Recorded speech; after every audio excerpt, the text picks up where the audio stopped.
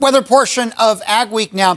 Interesting extension of the warm and potentially wet weather across the central and eastern U.S. even as we move on in through the month of September. And it's all really built around the presence of this upper-level high-pressure area over the eastern United States, sending the jet stream pretty far north into eastern Canada and allowing for a lot of warm and humid wear over the eastern and central U.S. and also opening up a potential avenue for tropical weather systems. So here's where that jet stream located this weekend.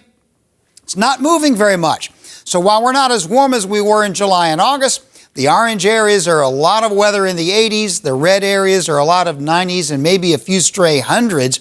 And you can see how they're kind of hanging around the eastern United States because the jet stream is so far north. Wednesday, Thursday, Friday, and on into the weekend, the only real unusually or significantly cool weather will be out in the Pacific Northwest.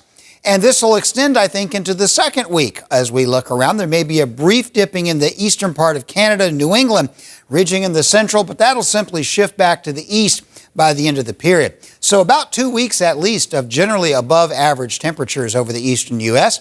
And a lot of the stormiest weather will be where that humidity will run into some cooler air, which, as you can see this week, will put a few rounds of showers and thunder showers into the Corn Belt, northern plains. There is potential for a hurricane to move ashore sometime this week, or it may just hug the coast. That's uncertain, but do be on the lookout for areas of showers and thunderstorms upper Midwest and northern plains. And moving ahead into the second week, similar deal. We're going to see some rain showers coming out of this. So generally warm, generally wet conditions across the northern plains, upper Midwest because of that eastern U.S. high. Warm and humid, possible tropical systems, but more importantly, fairly significant areas of rain.